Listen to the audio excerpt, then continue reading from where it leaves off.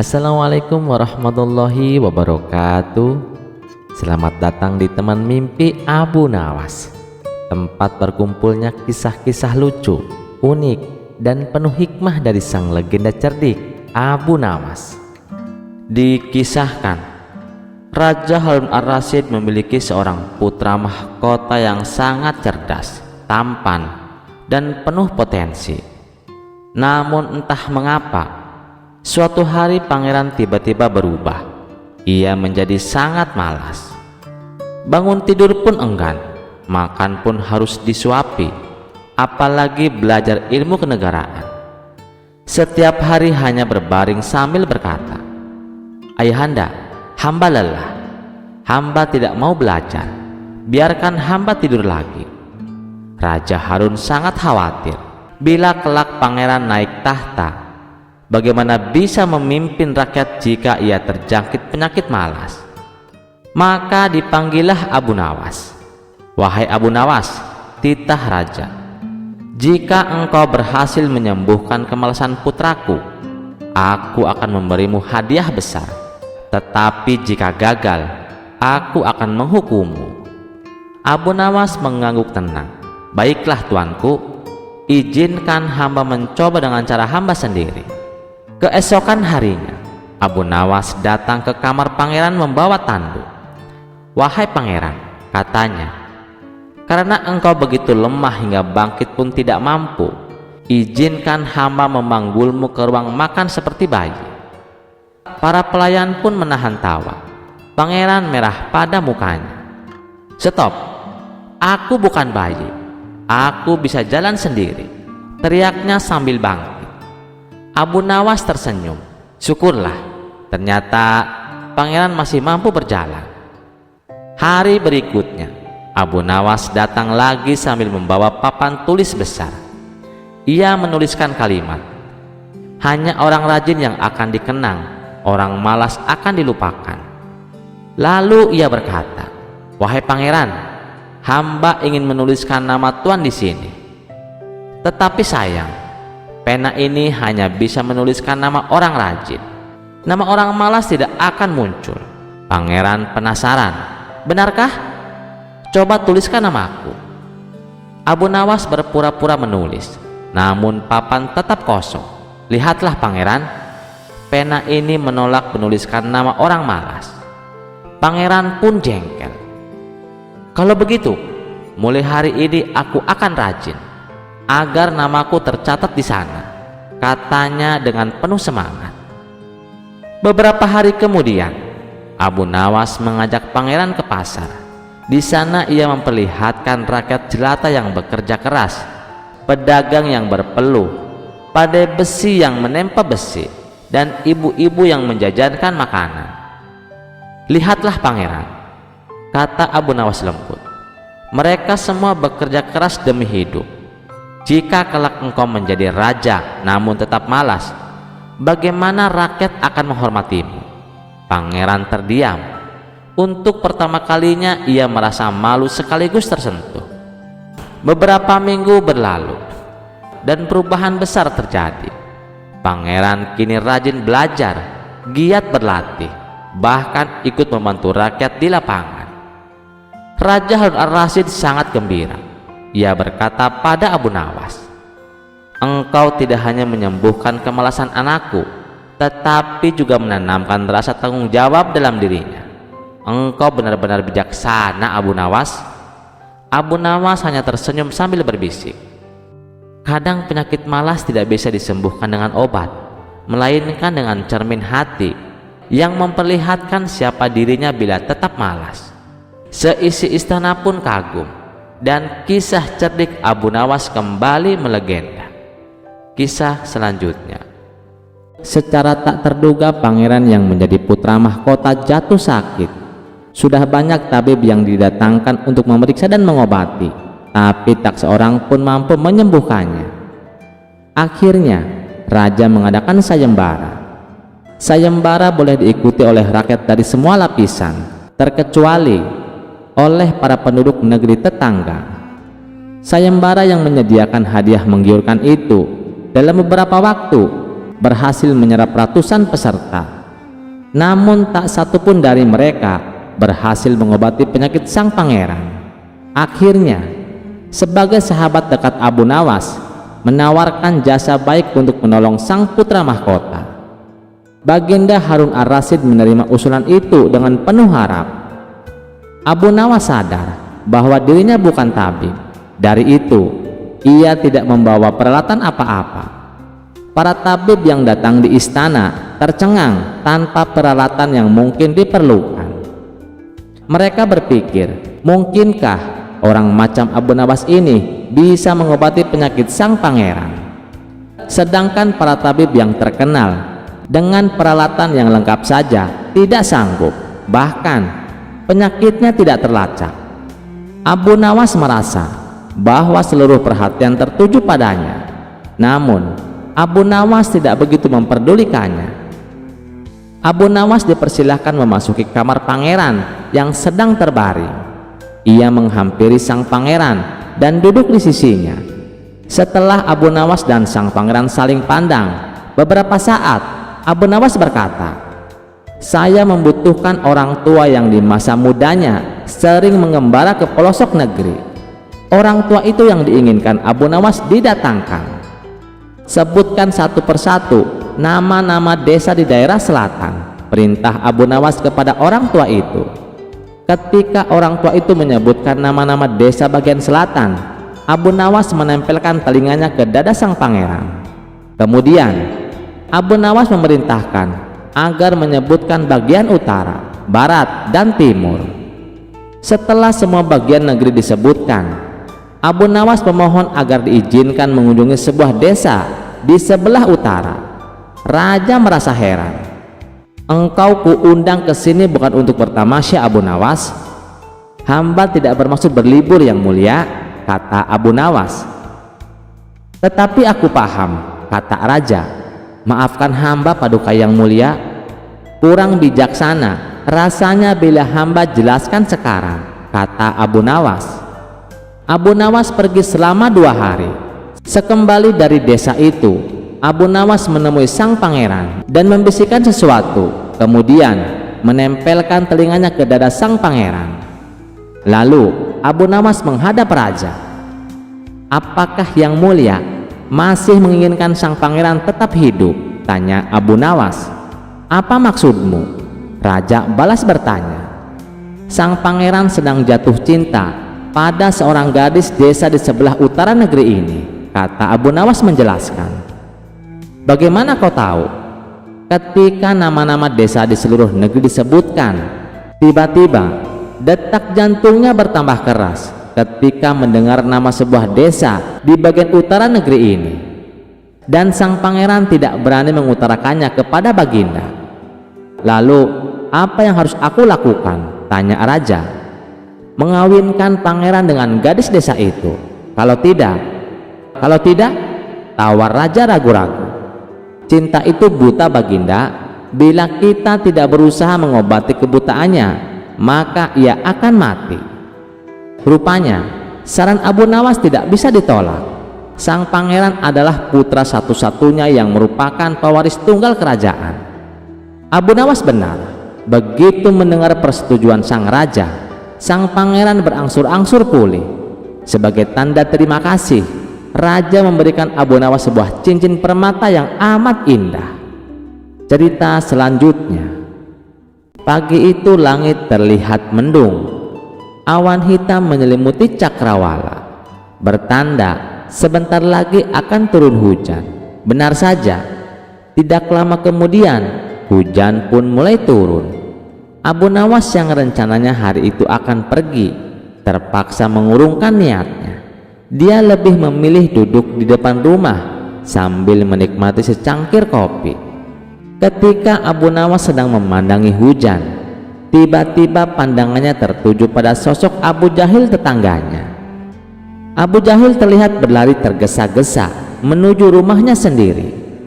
Sifat usil Abu Nawas pun muncul, ingin ngeledek Abu Jahil. "Hai pelit, kenapa kau berlari tergesa-gesa?" teriak Abu Nawas kepada Abu Jahil dengan sebutan pelit. "Biar tidak kehujanan," Saya kan pakai jubah yang mahal. Sayang kalau sampai basah kena air hujan, kata Abu Jahil sambil meledek balik. Sungguh bodoh, ada saja orang yang lari dari rahmat Allah, balas Abu Nawas tak mau kalah. Maksudmu apa Abu Nawas? Siapa yang lari dari rahmat Allah? Tanya Abu Jahil tidak terima. Bukankah hujan itu rahmat? Kenapa kau malah menghindarinya? Tanya balik Abu Nawas. Mendengar itu, Abu Jahil tidak bisa berkata apa-apa. Ia kemudian masuk ke dalam rumah dan menutup pintunya dengan keras. Sementara Abu Nawas tertawa terkekeh-kekeh melihat ulah Abu Jahil tersebut. Beberapa hari kemudian, ketika Abu Nawas sedang nongkrong di warung, ia merasakan sebentar lagi akan turun hujan. Ternyata dugaan Abu Nawas tepat. Rintik gerimis mulai turun dari langit. Ia pun teringat cucian baju di rumahnya yang sedang dijemur. Saat itu juga Abu Nawas berlari dengan tergesa-gesa agar secepatnya tiba di rumah. Kebetulan melihat Abu Nawas berlari tergesa-gesa di tengah gerimis, Abu Jahil berteriak kepadanya, "Hai Abu Nawas, apakah kau lupa dengan tempo hari? Jangan lari dari rahmat Allah, jangan pula menghindarinya," kata Abu Jahil meledek Abu Nawas. Mendengar teriakan itu, Abu Nawas pun kaget dan merasa kata-katanya tempo hari dibuat serangan oleh Abu Jahil. Namun Abu Nawas yang cerdas dan cerdik tentu tak kehilangan akal untuk memberikan jawaban. Memang siapa yang lari dari rahmat Allah? Justru aku menghormatinya. Aku lari tergesa-gesa agar tidak menginjak rahmat Allah dengan kakiku, balas Abu Nawas. Mendengar jawaban tersebut, muka Abu Jahil menjadi kecut. Niatnya mau meledek, malah ia sendiri yang kembali kena. Kurang ajar Abu Nawas. Ada saja jawabannya. Batin Abu Jahil menahan emosi. Setelah Abu Nawas mengambil jemuran bajunya, ia duduk di depan rumah sambil memakan daging kambing. Ternyata Abu Jahil masih duduk di depan rumahnya. Melihat Abu Nawas makan daging kambing, Abu Jahil kembali meledek. "Hai Abu Nawas, jangan kebanyakan makan daging kambing, nanti cepat terkena darah tinggi," teriak Abu Jahil. "Saya kira Allah lebih tahu mana yang sedang terkena penyakit darah tinggi," balas Abu Nawas cengengesan. Jawaban itu diungkapkan oleh Abu Nawas karena dia mengerti bahwa Abu Jahil masih emosi gara-gara jawabannya tentang hujan. Jawaban Abu Nawas tersebut spontan membuat Abu Jahil bertambah emosi. Ia pun langsung masuk ke dalam rumah dan kembali menutup pintunya dengan keras. Cerita selanjutnya, di sebuah lembah yang subur di pinggir Baghdad, terhampar dua desa yang hidup berdampingan, Desa Hulu dan Desa Hilir. Keduanya dialiri oleh sebuah sungai kecil yang berhulu dari satu-satunya mata air di puncak bukit yang dikenal sebagai mata air abadi. Selama bertahun-tahun mereka hidup rukun, berbagi air dengan adil. Desa Hulu mengambil secukupnya untuk ladang mereka dan sisanya dibiarkan mengalir untuk menghidupi Desa Hilir. Namun kedamaian itu terusik ketika musim kemarau datang lebih panjang dan ganas dari biasanya. Mata air itu debitnya mulai mengecil. Sungai yang dulu mengalir deras kini hanya seperti parit kecil. Kepanikan melanda kedua desa. Penduduk Desa Hulu yang berada lebih dekat dengan sumber air mulai khawatir ladang mereka akan mati. Mereka pun membuat bendungan kecil untuk menampung lebih banyak air. Akibatnya aliran air ke Desa Hilir nyaris terputus sama sekali. Pertemuan antara kepala desa menemui jalan buntu. Adu mulut dan saling tuding tak terhindarkan, dan hubungan kedua desa yang tadinya harmonis kini berada di ambang pertikaian fisik. Kabar perseteruan ini sampai ke telinga Baginda Raja. Beliau pusing bukan kepala. Mengirim pasukan hanya akan memperburuk keadaan dan menimbulkan pertumpahan darah, gumamnya. Maka seperti biasa, ketika akal buntu dan masalah pelik, Baginda Raja memanggil satu-satunya orang, yaitu Abu Nawas. Abu Nawas, aku memberimu tugas penting. Titah Baginda Raja, damaikan desa Hulu dan desa Hilir yang berebut air. Aku tidak mau mendengar ada kekerasan di antara rakyatku. Gunakan akalmu, bukan pedang. Ampun Paduka yang mulia. Hamba akan laksanakan, jawab Abu Nawas sambil membungkuk hormat. Keesokan harinya Abu Nawas tiba di perbatasan kedua desa. Ia tidak langsung menemui kepala desa, sebaliknya ia meminta semua penduduk dari kedua desa berkumpul di dekat mata air abadi di puncak bukit pada siang hari. Penasaran dengan apa yang akan dilakukan oleh sosok cerdik dari istana, semua orang pun datang berbondong-bondong. Di hadapan kerumunan yang saling menatap sinis itu, Abu Nawas berdiri di samping mata air yang airnya keluar tak begitu deras. Ia membawa sebatang bambu yang sangat panjang. Wahai penduduk desa Hulu dan desa Hilir, seru Abu Nawas dengan suara lantang. Kalian semua mengaku berhak atas air ini. Desa Hulu merasa berhak karena paling dekat. Desa Hilir merasa berhak karena sudah menjadi bagian dari kehidupan mereka turun-temurun. Daripada kalian berdebat, bagaimana jika kita bertanya langsung kepada pemiliknya? Semua orang saling berpandangan, bingung. Bertanya pada siapa Abu Nawas? Pemiliknya kan Tuhan, teriak seorang warga. Abu Nawas tersenyum. Tepat sekali. Tapi alam adalah perpanjangan lidahnya. Mari kita bertanya pada mata air ini sendiri, siapakah yang lebih berhak atas dirinya? Abu Nawas kemudian melakukan hal yang aneh.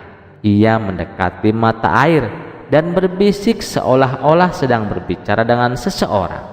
Lalu ia memasukkan salah satu ujung bambu panjangnya ke dalam sumber mata air. Wahai mata air abadi, jawablah pertanyaanku. Apakah engkau milik desa Hulu? Tanya Abu Nawas. Setelah beberapa saat, ia mengangkat bambu itu dari air. Ujung bambu yang tercelup itu basah kuyup. Abu Nawas berjalan ke arah kepala desa Hulu. Lihatlah, Tuan Kepala Desa Hulu, kata Abu Nawas. Mata air ini telah menjawab. Ia memberikan airnya kepadamu. Ujung bambu ini basah sebagai buktinya. Kepala Desa Hulu dan warganya tersenyum penuh kemenangan. Mereka merasa dibenarkan. Sementara itu, warga desa Hilir mulai bergeming, merasa dipermainkan. Sabar, sabar, kata Abu Nawas menenangkan mereka. Ia kembali berdiri di tengah-tengah. Sekarang, izinkan aku bertanya sekali lagi. Abu Nawas mengangkat bambu panjang itu tinggi-tinggi. Ia tidak mencelupkannya lagi. Wahai mata air abadi yang bijaksana, serunya lagi. Sekarang jawablah, apakah engkau juga milik desa Hilir? Abu Nawas memegang bambu itu dengan posisi sedikit miring. Perlahan, air yang menetes ujung bambu tadi mulai menetes, mengalir di sepanjang batang bambu, dan akhirnya sampai ke ujung satunya yang kering. Dalam sekejap, ujung yang tadinya kering itu pun kini basah oleh tetesan air. Abu Nawas kemudian berjalan ke arah kepala desa Hilir dan menunjukkan ujung bambu yang baru saja basah itu. Lihatlah, Tuan Kepala Desa Hilir, ujar Abu Nawas dengan senyum penuh makna. Mata air ini juga telah menjawab. Tanpa perlu kucelupkan lagi, ia tetap mengalirkan airnya untukmu. Sifat asli air adalah mengalir, memberi, dan berbagi. Ia tidak pernah berhenti di satu tempat. Semua orang terdiam. Mereka terpana oleh demonstrasi sederhana namun sangat mendalam itu. Warga desa Hulu yang tadinya merasa menang kini tertunduk malu. Mereka sadar akan keserakahan mereka yang mencoba menghentikan sifat alami air untuk berbagi. Warga desa Hilir yang tadinya marah kini merasa terharu oleh pelajaran bijak tersebut. Abu Nawas melanjutkan, mata air ini bukan milik desa Hulu atau desa Hilir.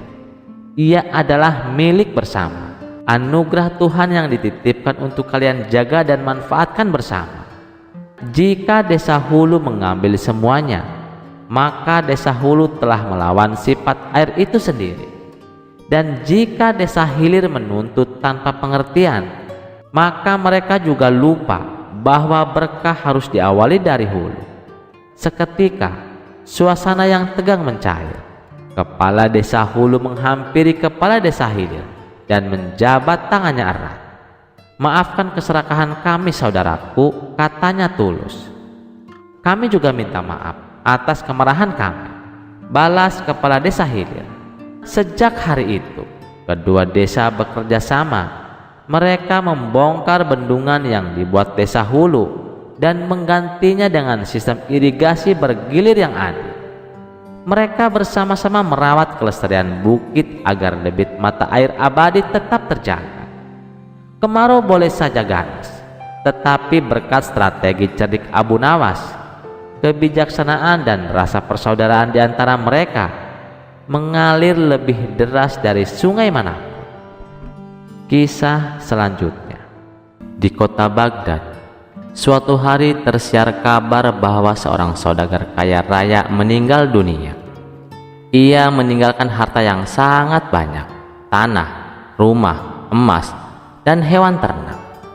Namun masalahnya, ia juga meninggalkan 4 orang istri dan 7 orang anak dari masing-masing istri. Masyarakat pun kebingungan karena wasiat yang ditinggalkan saudagar itu ditulis dengan bahasa yang rumit, seakan-akan penuh teka-teki. Wasiatnya berbunyi, hartaku hendaklah dibagi secara adil, 1/4 untuk istriku yang paling sabar, 1/5 untuk anak-anakku yang paling taat, dan sisanya hendaklah diberikan kepada semua ahli waris tanpa ada yang merasa terzalimi. Para keluarga pun saling menuntut. Semua merasa paling sabar, semua merasa paling hebat. Perselisihan semakin memanas hingga akhirnya perkara ini diadukan kepada Raja Harun ar-Rasyid. Raja sendiri pusing membaca wasiat itu. Ia berkata, ini perkara pelik. Jika aku yang memutuskan, pasti ada yang merasa dirugikan. Oh ya, aku minta bantuan Abu Nawas saja, gumamnya. Keesokan harinya, Abu Nawas dipanggil ke istana. Dengan wajah tenang ia mendengarkan seluruh permasalahannya. Abu Nawas, kata raja, engkau yang akan menjadi hakim. Putuskanlah warisan ini dengan adil. Jika engkau gagal, engkau akan ikut menanggung kemarahan para ahli waris. Abu Nawas tersenyum. Ia tahu inilah saatnya kecerdikannya diuji. Abu Nawas mengumpulkan semua istri dan anak saudagar. Ia meletakkan sebuah peti berisi emas di tengah ruangan. Wahai keluarga almarhum, ucap Abu Nawas, dengarkan baik-baik. Wasiat ini memang rumit, tetapi aku akan pecahkan dengan cara yang paling adil. Pertama, Abu Nawas bertanya, siapa yang merasa dirinya istri paling sabar? Semua istri mengangkat tangan. Mereka saling memandang dengan tatapan tajam. Abu Nawas tersenyum dan berkata, kalau begitu, mari kita uji kesabaran kalian. Siapa yang rela tidak mendapatkan bagian emas sama sekali, dialah yang benar-benar paling sabar. Tiba-tiba semua istri saling menurunkan tangan, kecuali satu istri yang paling tua. Ia berkata lirih, demi keridhaan Allah, aku rela.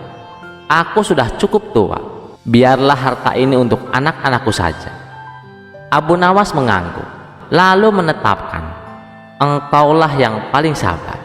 Engkau berhak mendapatkan 1/4 harta." Kemudian Abu Nawas menoleh kepada anak-anak. "Siapa yang merasa paling taat kepada ayahnya?" Semua anak menjawab serentak, "Aku."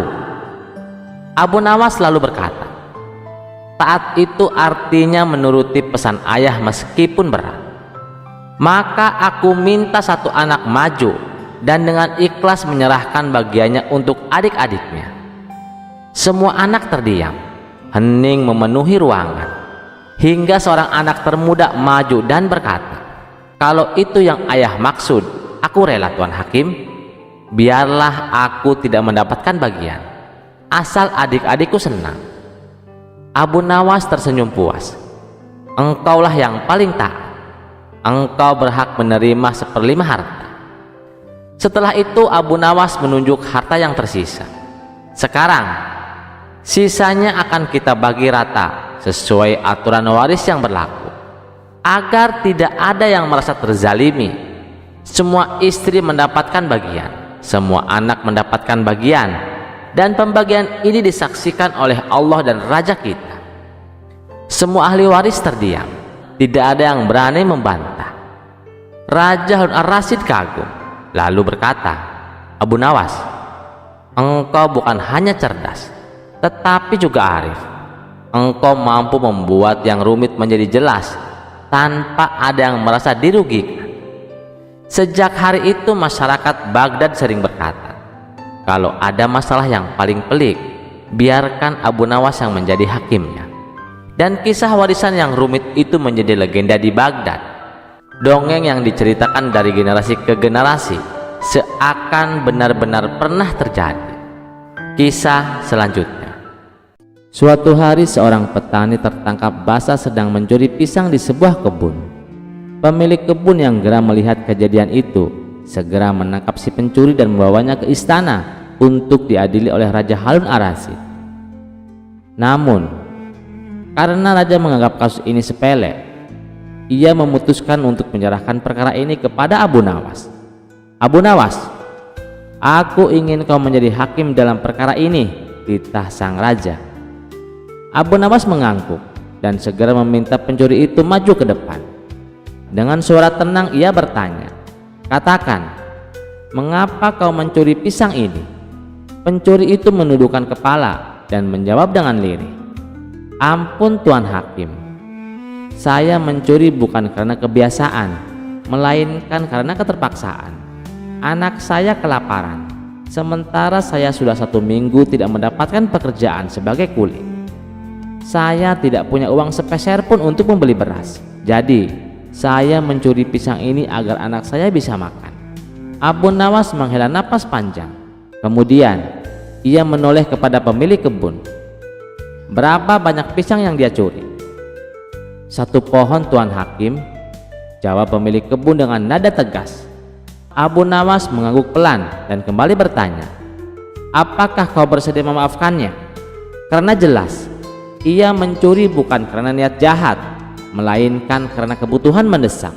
Namun pemilik kebun bersikeras, "Tidak, hukum tetaplah hukum. Jika ingin dia bebas, dia harus mengganti harga pisang itu, yaitu 5 dinar." Abu Nawas diam sejenak lalu tersenyum. Ia merogoh sakunya dan mengeluarkan 5 dinar, lalu menyerahkan kepada pemilik kebun. "Ini harga pisangmu, sekarang lepaskan dia." Si pemilik kebun menerima uang itu dengan puas. Namun sebelum ia pergi, Abu Nawas berkata lantang, "Sekarang giliranmu yang aku hukum." Pemilik kebun terkejut. "Mengapa saya dihukum Tuan Hakim?" tanyanya dengan bingung. Abu Nawas menatapnya tajam. "Kau tidak memiliki belas kasihan. Seharusnya kau bisa memaafkan orang yang kelaparan. Namun kau lebih memilih uang daripada rasa kemanusiaan. Oleh karena itu, aku putuskan bahwa uang 5 dinar itu adalah hukuman bagimu karena hatimu lebih keras dari batu." Raja Harun yang menyaksikan kejadian itu tertawa terbahak-bahak. "Abu Nawas, kau memang hakim yang bijaksana. Aku sangat puas dengan keputusanmu." Si pencuri pun menangis haru dan berterima kasih kepada Abu Nawas. Sementara itu, pemilik kebun hanya bisa menunduk malu, menyadari bahwa kekikirannya telah menjadi hukuman baginya sendiri. Kisah selanjutnya diceritakan suatu hari Baginda Raja mengundang 3 orang ilmuwan yang paling pintar di kota Baghdad. Abu Nawas juga turut serta diundang. Kemudian Baginda Raja bertanya kepada ketiga ilmuwan tersebut, "Hai para ilmuwan, kalian sekarang sudah membuat penemuan apa saja?" Ilmuwan pertama mengatakan bahwa ia sedang melakukan penelitian membuat benda yang ajaib. "Apa nama benda itu?" tanya Baginda Raja. "Saya belum memberi namanya, Paduka. Tapi yang jelas dengan penemuan saya, nantinya orang-orang bisa berkomunikasi meskipun jaraknya berjauhan," kata ilmuwan pertama memberitahu. "Wah, hebat sekali. Kira-kira kapan benda itu bisa terwujud?" tanya Baginda Raja. "Saya akan usahakan secepatnya, Paduka," jawab ilmuwan pertama. "Baiklah. Lalu bagaimana denganmu?" tanya Baginda Raja kepada ilmuwan kedua. "Saya sedang melakukan penelitian membuat benda yang tak kalah ajaibnya, Paduka," jawab ilmuwan kedua. "Apa nama bendanya?" tanya Baginda Raja. "Maaf, Paduka, saya juga belum memberinya nama. Tapi yang pasti, Paduka, dengan benda penemuan saya nantinya orang-orang bisa terbang seperti burung," kata ilmuwan kedua. "Luar biasa. Terus, kapan benda itu bisa terwujud?" tanya Baginda Raja. "Kalau ini sih membutuhkan waktu yang cukup lama, Paduka. Mengingat penemuan yang sedang saya teliti bukan penemuan sembarangan," ujar ilmuwan kedua. "Bagus kalau begitu. Kalau kamu butuh apa-apa, bilang saja padaku." "Lalu bagaimana denganmu?" tanya Baginda Raja kepada ilmuwan ketiga. "Saya sedang melakukan sebuah penelitian membuat benda yang sangat bermanfaat, Paduka," jawab ilmuwan ketiga. "Oh ya, apa kegunaan benda yang sedang kau teliti itu?" tanya Baginda Raja. "Dengan benda yang saya teliti nantinya, Paduka, pada malam hari akan terang seperti siang hari. Ruangan istana akan terang benderang. Jalan kota Baghdad juga akan terang meskipun langit di atas masih gelap," kata ilmuwan ketiga memberitahu. Wah, sungguh menakjubkan. "Apa sudah diberi nama benda itu? Dan kira-kira kapan jadinya?" tanya Baginda Raja. "Mohon maaf, Paduka, karena ini masih tahap penelitian. Saya belum memberinya nama, dan saya juga belum bisa memastikan kapan benda itu terwujud," jawab ilmuwan ketiga.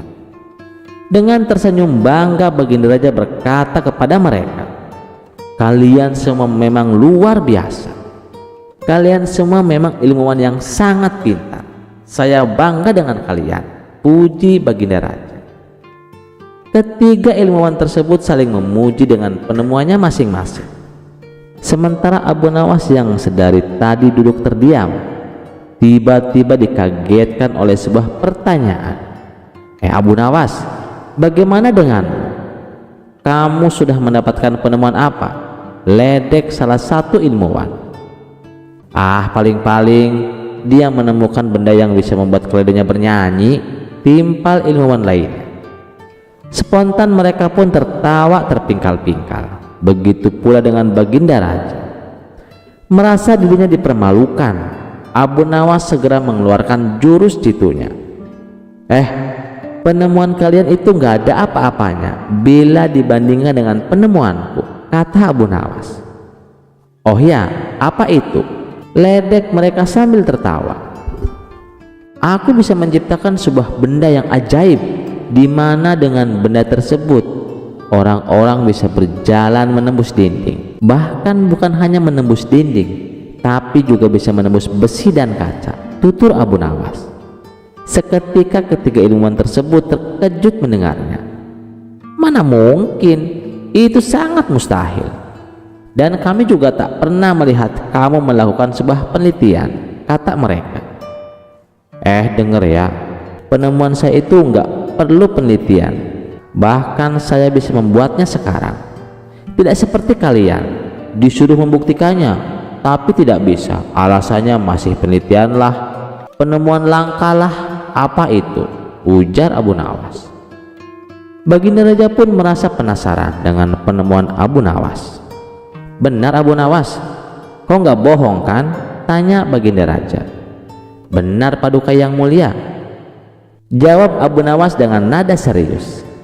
Adapun ketiga orang ilmuwan tadi juga penasaran dengan penemuan Abu Nawas.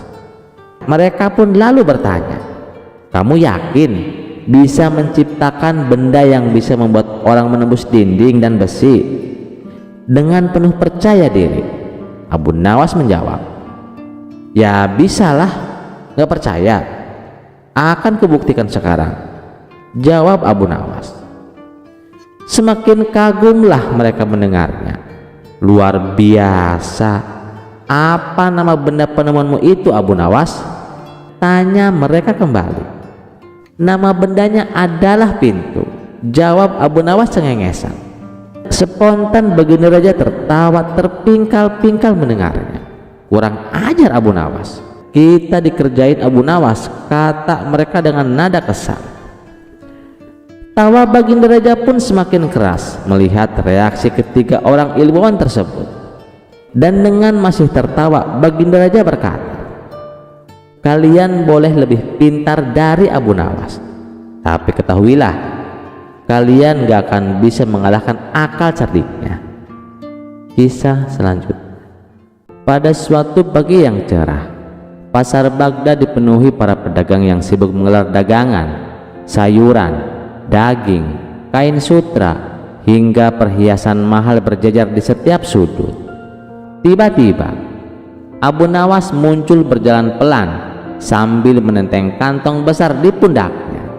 Wajahnya serius, matanya menatap lurus ke depan. Orang-orang menatap penasaran. Hai Abu Nawas, sapa pedagang kurma, apa yang kau bawa pagi-pagi begini? Abu Nawas menatapnya, lalu berteriak lantang hingga semua aktivitas terhenti. Wahai penduduk pasar Baghdad, hari ini aku menjual dosa. Siapa mau beli dosanya sendiri? Orang-orang tertegun. Pedagang kain yang sering menipu ukuran, pedagang ikan yang suka menukar ikan busuk dengan ikan segar, juga penjual rempah yang mencampur lada dengan pasir, semuanya menahan napas. Apa maksudmu menjual dosa? Tanya seorang pemuda heran. Abu Nawas tersenyum licik. Setiap hari kalian menimbun dosa karena menipu pembeli, mengurangi timbangan, menindas orang miskin. Hari ini aku membawa dosa kalian dalam kantong ini. Siapa mau beli dan membawanya pulang? Kau gila Abu Nawas, siapa yang mau beli dosa? Gerutu pedagang ikan sambil tertawa mengejek. Abu Nawas menatap mereka tajam. Baiklah, jika tak ada yang mau membeli, berarti kalian ikhlas jika dosa ini aku kembalikan kepada pemiliknya sekarang juga. Ia membuka kantongnya perlahan. Tiba-tiba puluhan kertas berterbangan tertiup angin. Kertas-kertas itu menempel di wajah dan badan para pedagang. Mereka menjerit histeris ketika membaca tulisan di kertas itu. Ini dosa menipu pembeli, ini dosa menindas anak yatim, ini dosa mengurangi timbangan. Orang-orang yang berjalan di pasar menatap mereka dengan jijik dan marah. Pedagang-pedagang itu gemetar ketakutan. Beberapa berlutut di hadapan Abu Nawas sambil menangis. Ampuni kami Abu Nawas, kami tidak mau dosa ini menempel selamanya. Kami bersumpah akan jujur mulai hari ini. Abu Nawas menatap mereka satu persatu dengan tatapan tajam, lalu menepuk kantong kosongnya. Ingat baik-baik, katanya pelan namun menusuk. Dosa ini hanya tulisan, tapi di akhirat nanti semua akan nyata. Jika kalian masih menipu, maka dosa itu akan menempel selamanya dan tak ada yang bisa menolong kalian. Pedagang-pedagang itu menunduk, menitikkan air mata. Mereka menatap Abu Nawas dengan penuh rasa hormat dan takut. Sejak hari itu, tak ada satupun pedagang yang berani menipu di pasar Baghdad. Semua tunduk pada Abu Nawas yang dianggap bukan hanya orang cerdik, tapi juga utusan pengingat dari Tuhan. Abu Nawas pun pulang dengan senyum tipis di wajahnya. Menjual dosa memang tak ada yang mau membeli, tapi hari ini bahwa dosa tak bisa dijual atau ditawarkan. Di suatu pagi yang cerah di istana Baghdad, Baginda Raja sedang duduk termenung.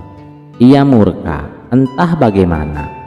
Ada yang menghasut bahwa Abu Nawas telah menghina sang raja di hadapan rakyat. Padahal seperti biasa, Abu Nawas hanya menyindir dengan cerdas dalam ceramahnya, tanpa pernah menyebut namanya. Baginda Raja merasa martabatnya ternoda, maka ia memanggil para prajurit. Tangkap Abu Nawas, hari ini juga dia harus dihukum mati. Namun, kabar itu cepat sampai ke telinga Abu Nawas. Ia pun segera bersembunyi di rumah temannya yang berada di pinggir kota. Tapi ia tahu, lambat laun istana akan menemukan dirinya. Dalam pelariannya, ia menyusun rencana berpura-pura gila. Esoknya, prajurit menemukan Abu Nawas sedang duduk di pasar. Tapi anehnya, ia tidak memakai baju.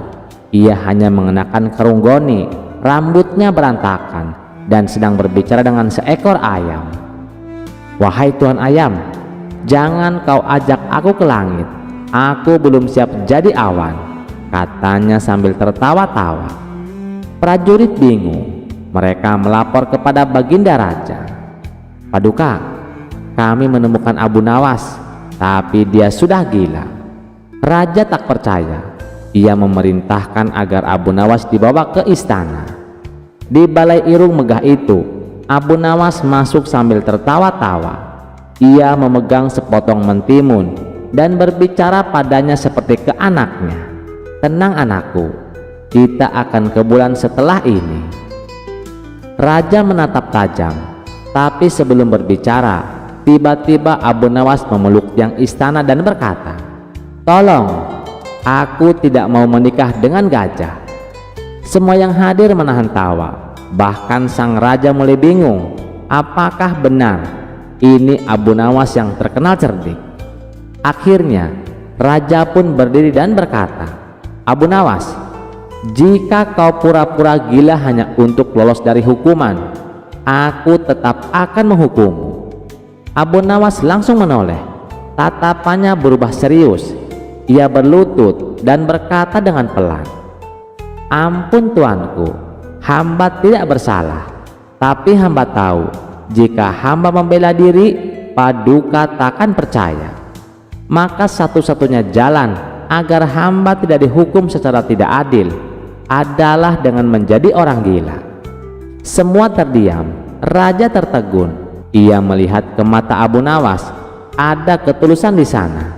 "Abu Nawas," kata raja dengan suara pelan, "kau bukan hanya cerdik, tapi juga tahu kapan harus berlakon demi menyelamatkan nyawa." Raja pun memaafkan Abu Nawas dan menyuruhnya pulang. Sementara para menterinya hanya bisa menggelengkan kepala, heran campur kagum. Sejak saat itu, banyak orang berkata, kalau tidak bisa menyampaikan kebenaran dengan perkataan, Abu Nawas menyampaikannya dengan sandiwara. Dan kisah itu pun menjadi legenda bahwa kadang akal lebih tajam dari pedang dan sandiwara bisa menyelamatkan nyawa. Kisah selanjutnya. Pada suatu malam yang tenang di istana Baghdad, bulan menggantung penuh di langit dan semua orang telah tertidur, tapi tidak dengan Abu Nawas. Ia baru saja pulang dari perjalanan panjang ke desa-desa untuk meneliti keluhan rakyat tentang pajak yang memberatkan. Begitu sampai di istana, Abu Nawas langsung menuju ke ruang kerjanya untuk menaruh catatan dan beristirahat sejenak.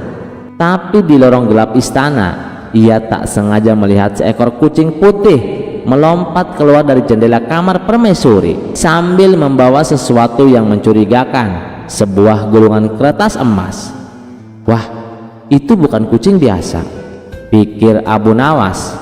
Ia pun mengikuti si kucing untuk memastikan tidak ada bahaya mengintai permaisuri atau benda berharga kerajaan. Tanpa disadari, langkahnya membawanya masuk ke dalam kamar permaisuri. Dan pada saat yang hampir bersamaan, datanglah Raja Harun Ar-Rasyid yang hendak memeriksa kondisi permaisurinya yang sedang sakit ringan. Begitu pintu terbuka, "Ah, Abu Nawas, apa yang kau lakukan di kamar istriku tengah malam?" Suara raja menggema keras hingga mengguncang langit-langit. Permaisuri yang tengah tertidur terbangun dengan kaget. Sementara Abu Nawas langsung bersimpuh sambil berusaha menjelaskan, "Wahai Baginda, ini tidak seperti yang Baginda pikirkan. Cukup, kau sudah aku percayai, tapi ternyata kau mengkhianati. Malam ini juga aku pecat kau sebagai penasihat kerajaan." Abu Nawas hanya menunduk lalu berkata, "Wahai Baginda, sebelum hamba pergi, izinkan hamba menunjukkan sesuatu yang bisa menjelaskan semua ini." Dengan wajah penasaran, raja pun mengizinkan. Abu Nawas mengajak sang raja ke taman belakang istana dan menunjukkan jalur kucing itu pergi. Tak lama, mereka menemukan sang kucing bersama gulungan kertas emas. Ternyata itu surat rahasia berisi rencana pemberontakan dari utusan kerajaan tetangga yang diselipkan ke kamar permaisuri karena diyakini tempat paling aman. Kucing ini, Baginda, adalah mata-mata yang dilatih mencuri surat rahasia. Hamba curiga karena kucing itu membawa sesuatu dari kamar permaisuri. Dan benar saja, Raja Harun mengamati surat itu. Benar, isinya adalah rencana pengkhianatan dari kerajaan lain. Raja langsung memeluk Abu Nawas. "Ampuni aku sahabatku, aku terlalu cepat menuduhmu. Ternyata kau menyelamatkan istana." Abu Nawas tersenyum. "Tidak apa-apa Baginda, tapi lain kali jika hamba ada di kamar permaisuri, tolong periksa dulu siapa yang dibawa kucing." Mendengar itu, permaisuri pun tertawa geli dan raja tak bisa menahan tawanya juga. Mendengar itu, permaisuri pun tertawa geli dan raja tak bisa menahan tawanya juga. Abu Nawas pun diangkat kembali sebagai penasihat istana, kali ini dengan gelar tambahan penangkap kucing mata-mata. Dan sejak saat itu, setiap kucing di istana diperiksa latar belakangnya sebelum dibiarkan berkeliaran. Cerita selanjutnya, di suatu sore yang tenang, raja sedang duduk di singgasananya dikelilingi oleh para menteri.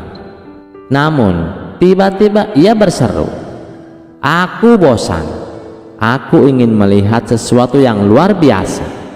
Abu Nawas harus melakukan hal yang belum pernah dilakukan siapapun, yaitu memilih sendiri cara matinya. Para menteri saling melirik dengan bingung.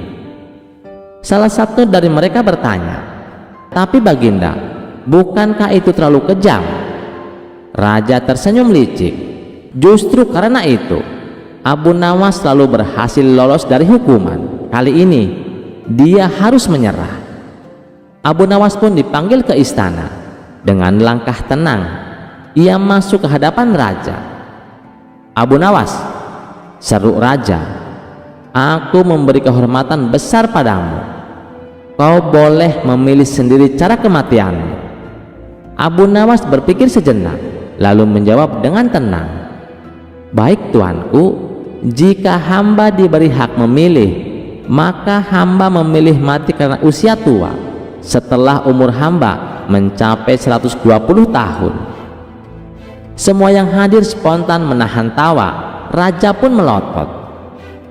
"Jangan main-main Abu Nawas. Tapi tuanku sendiri yang bilang hamba boleh memilih sendiri cara mati hamba. jawab Abu Nawas sambil tersenyum lebar. Raja merasa malu di depan para menterinya. Ia memutuskan untuk mengganti tantangan. Kalau begitu, kau akan dihukum dilempar ke jurang esok pagi tanpa pilihan. Abu Nawas menunduk hormat dan berkata, "Baik tuanku, tapi izinkan hamba semalam saja untuk pamit kepada keluarga dan menulis surat wasiat." Raja mengangguk. Tapi malam itu Abu Nawas menghilang dari kota.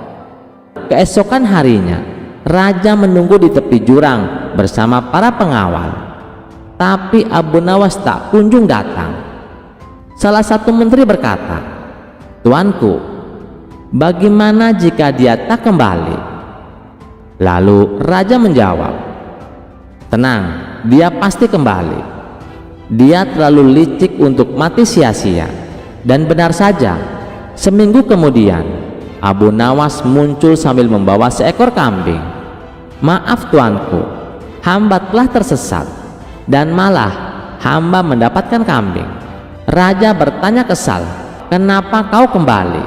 Abu Nawas menjawab, "Karena hamba sadar hukuman mati adalah hal serius, tapi melihat wajah tuanku saat hamba menolak mati minggu lalu, itu lebih lucu dari kematian itu sendiri." Raja akhirnya tertawa terbahak-bahak bersama para menterinya. "Abu Nawas, kau memang terlalu pintar untuk dibunuh. Mulai sekarang, kalau aku ingin tertawa, aku cukup memanggilmu saja." Dan sejak saat itu, Abu Nawas makin terkenal sebagai satu-satunya orang yang ditantang mati, tapi malah membuat istana tertawa. Cerita selanjutnya. Suatu pagi yang cerah di istana, raja tampak murung. Sudah beberapa kali ia mencoba mempermalukan Abu Nawas di depan rakyat, tapi selalu gagal. Bukannya dipermalukan, justru Abu Nawas makin dipuji karena kecerdasannya. "Aku harus menjebaknya, tapi bagaimana?" gumam sang raja sambil mengelus janggutnya. Tiba-tiba ia berdiri dan berteriak, "Aku punya ide. Aku akan berpura-pura bodoh." Semua penasaran.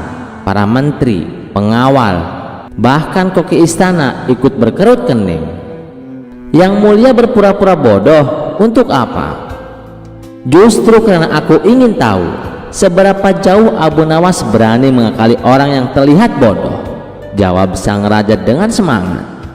Hari itu raja memanggil Abu Nawas ke istana. "Abu Nawas," kata raja sambil memegang buah mangga, "aku ingin bertanya satu hal penting padamu." "Ini buah apa?" Abu Nawas mengerutkan kening. "Itu mangga tuanku." "Hah? Salah!" teriak sang raja. "Ini durian." "Durian tuanku?" tanya Abu Nawas menahan tawa. "Ya, sejak tadi aku mencium bau durian. Ini pasti durian. Lihat, bentuknya bulat, sama saja." Abu Nawas mulai menyadari raja mencoba sedang bermain peran, tapi ia tidak ingin langsung kalah. "Baiklah tuanku, jika tuanku bilang itu durian, maka itu durian," katanya sambil membungkuk hormat. Raja berdiri dan menunjuk seekor kuda. "Abu Nawas, ini sapi atau kambing?" Abu Nawas melirik kuda itu lalu kembali menunduk. "Hamba tidak berani mengatakan yang sebenarnya karena hamba takut bertentangan dengan ilmu kebodohan Baginda yang agung." "Jadi menurutmu ini apa?" tanya raja penasaran. "Menurut rakyat itu kuda, tapi menurut ilmu Baginda bisa jadi itu angsa." Para menteri mulai saling lirik dan menahan tawa. Raja belum puas. Ia memberikan segenggam pasir kepada Abu Nawas. "Ini apa Abu Nawas?" Abu Nawas menjawab tenang, "Itu emas murni tuanku, sangat halus dan pasti mahal." Raja tertawa puas. "Aha, akhirnya kau mengaku salah." Namun Abu Nawas tersenyum licik. "Tuanku benar, hamba memang salah. Tapi lebih baik hamba salah mengikuti orang yang sedang pura-pura bodoh daripada benar dan dihukum karena lebih pintar dari raja. Semua mendadak diam. Sang raja terpaku. Ia merasa tertampar dengan kata-kata itu. Hahaha, Abu Nawas, kau memang tak bisa dijebak, bahkan oleh kebodohanku sendiri. Sejak saat itu, sang raja menyadari bahwa berpura-pura bodoh justru membuatnya terlihat benar-benar bodoh. Ia pun memutuskan satu hal. Abu Nawas tidak bisa dijatuhkan dengan jebakan, tapi bisa dijadikan penasihat paling jujur dan jenaka. Dan begitulah Abu Nawas sekali lagi selamat dari tipu daya istana dengan kecerdikan dan keberanian melawan kebodohan yang disengaja. Cerita selanjutnya. Pada suatu sore, Abu Nawas duduk santai di halaman masjid sambil meneguk air zam-zam yang dibawa temannya dari Mekah. Angin bertiup pelan, menyejukkan pikirannya setelah seharian memberi nasihat kepada para pedagang di pasar. Tiba-tiba datanglah dua pengawal istana dengan tergesa-gesa. Mereka menunduk hormat. Abu Nawas, Raja Harun al-Rasyid memanggilmu sekarang juga, kata salah satu pengawal. Tanpa banyak bertanya, Abu Nawas segera berdiri dan mengikuti mereka menuju istana. Sesampainya di sana, Raja tampak duduk dengan wajah kesal. Di depannya berdiri seorang lelaki tua berwajah teduh, namun tatapannya kosong. Lelaki itu hanya diam sambil sesekali menggerakkan tangan dan jarinya. Abu Nawas, kata Raja, lelaki ini datang dari desa jauh. Ia ingin menyampaikan sesuatu kepadaku, tapi dia bisu. Tidak ada yang mengerti apa maksud isyarat tangannya. Aku ingin kau memecahkan teka-teki orang bisu ini. Abu Nawas menatap lelaki bisu itu dengan rasa penasaran. Ia lalu mendekat dan duduk di depannya. Dengan pelan ia berkata, "Tunjukkan maksudmu padaku." Lelaki bisu itu menggerakkan tangannya ke atas, lalu menepuk dadanya. Kemudian menunjuk ke arah raja sambil menggoyangkan telunjuknya cepat-cepat. Abu Nawas mengernyitkan dahi. "Apa maksudmu ini?" gumamnya dalam hati. Kemudian lelaki bisu itu menutup matanya, menepuk tanah 3 kali, lalu menengadahkan kedua tangannya ke langit. Abu Nawas menatap raja dan berkata pelan, "Izinkan aku berpikir sebentar." Ia lalu berdiri, berjalan mondar-mandir di aula istana. Biasanya teka-teki sesulit apapun dapat ia pecahkan dengan cepat, namun kali ini ia benar-benar pusing.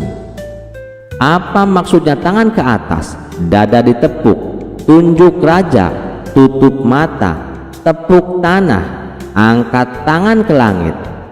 Aduh, pikirnya. Melihat Abu Nawas kebingungan, raja tersenyum geli. "Bagaimana Abu Nawas, kau menyerah?" Abu Nawas menghela napas panjang. Ia menatap lelaki bisu itu dengan dalam, mencoba membaca matanya. Ia tahu mata tidak pernah bisa berbohong. Pelan-pelan ia berkata, "Apa maksudmu? Kau ingin menyampaikan bahwa kau telah kehilangan hartamu yang dikubur di tanah sebelum kau sakit, dan kau ingin memohon kepada raja agar mengirim seseorang mengembalikannya untuk keluargamu." Lelaki bisu itu menggeleng cepat. Abu Nawas semakin pusing. Keringat dingin mengalir di pelipisnya. Untuk pertama kalinya ia tidak mampu menebak teka-teki orang. Tiba-tiba, setelah seorang pengawal berbisik di telinga raja, raja tertawa pelan lalu berkata, "Abu Nawas, tahukah kau, lelaki itu sebenarnya datang hanya ingin menyerahkan hadiah kambing dan madu untukku. Gerakan tangannya itu adalah bahasa isyarat suku desanya. Kami baru saja memanggil seorang pedagang dari desanya yang kebetulan beredar di pasar untuk menerjemahkan. Abu Nawas menepuk dahinya sambil tertawa malu. "Wahai raja, hari ini aku benar-benar kalah oleh orang bisu." Raja tertawa terbahak-bahak. "Jangan sedih, Abu Nawas. Bahkan orang secerdikmu pun kadang perlu belajar bahwa tidak semua teka-teki harus dipecahkan dengan logika. Kadang kita hanya perlu penerjemah." Abu Nawas pun tertawa sambil menunduk hormat. Dalam hatinya ia berbisik, "Hari ini aku tidak hanya pusing, tapi juga diingatkan tentang pentingnya kerendahan hati." Sejak saat itu, Abu Nawas semakin berhati-hati dalam menafsirkan isyarat manusia. Ia belajar bahwa bahasa hati terkadang lebih penting daripada bahasa lisan atau isyarat sekalipun. Terima kasih sudah mendengarkan cerita ini. Sampai jumpa di cerita selanjutnya. Jangan lupa like, share, dan subscribe channel Teman Mimpi. Wassalamualaikum warahmatullahi wabarakatuh.